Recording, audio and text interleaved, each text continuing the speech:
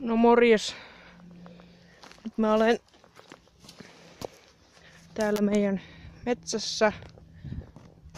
Nätti näkymä.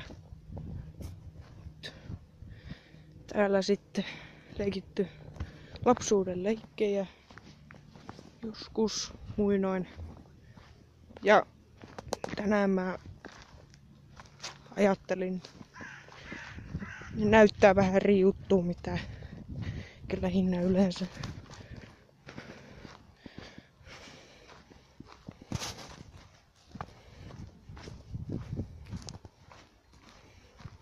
Kattokaas kohta, se näkyy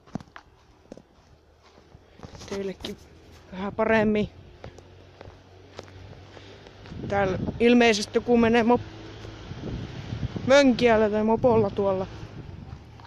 Tonne mä joskus ajattelin tähän näin rakentaa risumajaa, mutta se ei onnistunut. Mut sit täällä on tämmönen röllimäinen risumaja, missä mä olen oleillut joskus. Tämmönen ihan näpsäkkä, en tiedä ketä on rakentanut. Tämmönen näis. Päästäänkö me sisälle? Joo. Täällä on jotain bensakanistereita ja muuta. Kaiken näköistä.